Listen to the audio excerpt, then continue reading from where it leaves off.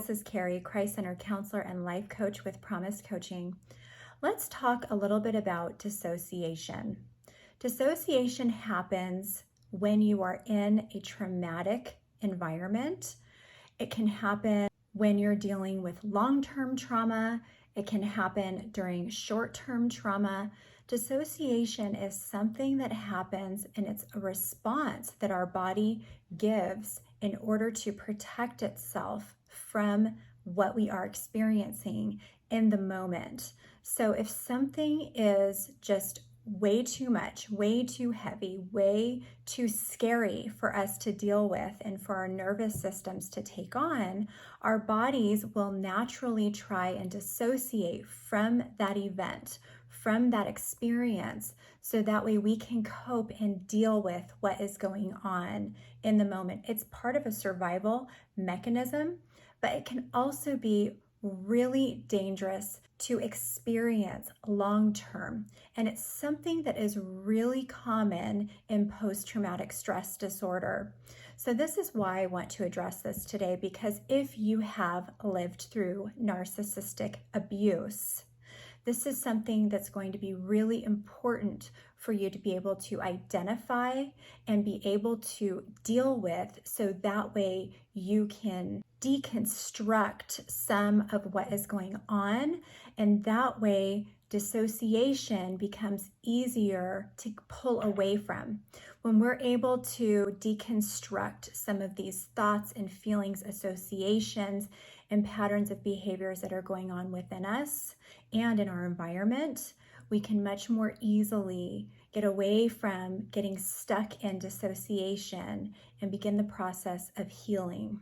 So there's two areas to address this in. And the first area would be if you are still living in a narcissistic, abusive environment. And if that's the case, this can be really difficult.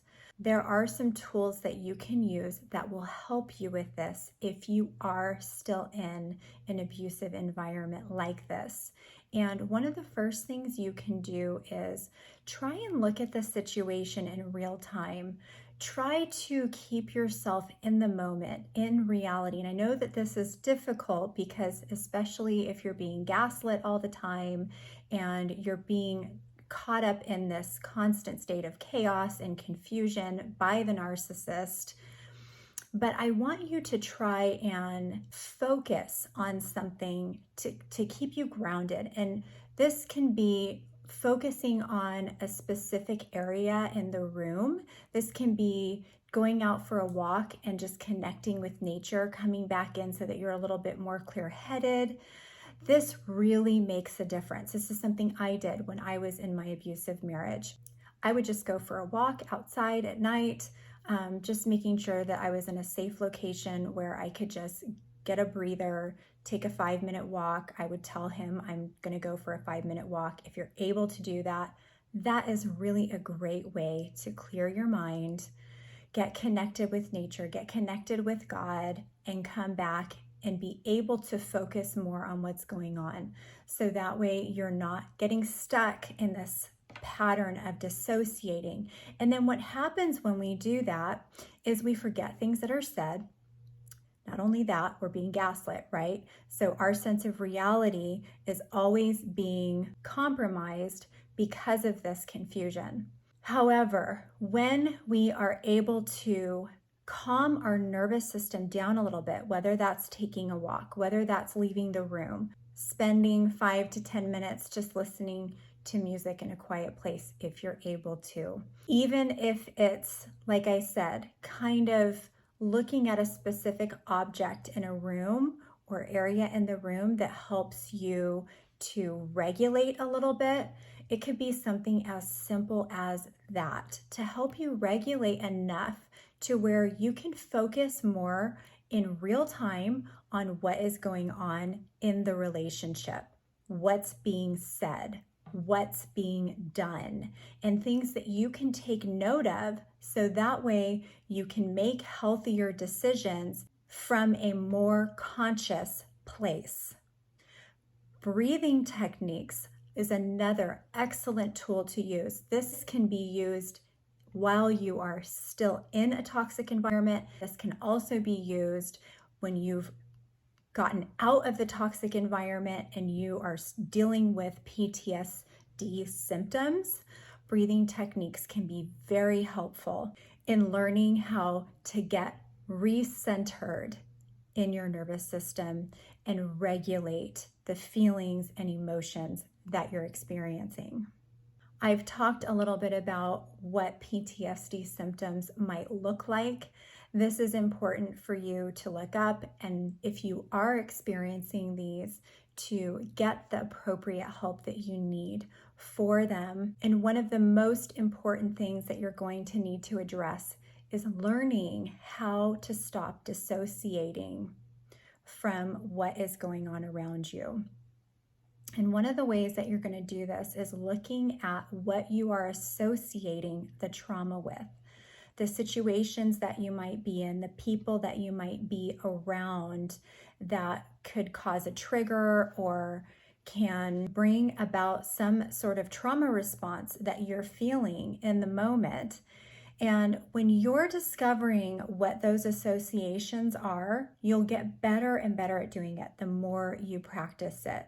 For instance, my boyfriend did something like the other day with his head. He was rubbing his head, and I remembered I all of a sudden started feeling really flustered and anxious and nervous. And I asked him, "Are you okay?" Like I felt like maybe I had done something wrong or that he was upset about something. And I immediately remembered that my ex-husband would do that when he was getting upset. Like when he was getting agitated, he would start rubbing his head. Just the same movement and motion that my boyfriend was doing triggered me to have this anxious feeling in associating traumatic events that I had been through with my ex-husband when he would blow up, or just before he would blow up, from him doing some gesture or mannerism that I would have never guessed. And I was feeling this way without even realizing that what he was doing was triggering me. And then right after I noticed how I was feeling and what he was doing, I could put my finger on it. So the more you do this, the more you practice this, the better you'll get at it. And so after you can start pinpointing these associations, then you can train yourself to become calmer quicker and to regulate more easily, because then you can tell yourself, okay, and I want you to ask yourself this: what is different about the situation right now? Who is different about the situation right now? This is why I'm safe. This is why I'm okay. Those questions are going to help you discover whether or not the environment and the people you're around are safe or unsafe. And then you'll be able to relax, or if it's not a safe environment, set the appropriate boundaries that you need to set.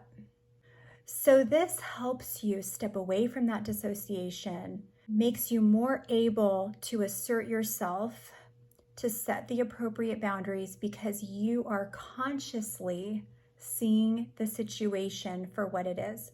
And that will help you move into a healthier state of reality and into healing. I hope this helps. And if you like this video, please hit like, subscribe to this channel. And if you've experienced things that you'd like to share about association or tools that you've used to help get out of dissociating, I would love to hear. Please leave it in the comments, and take care.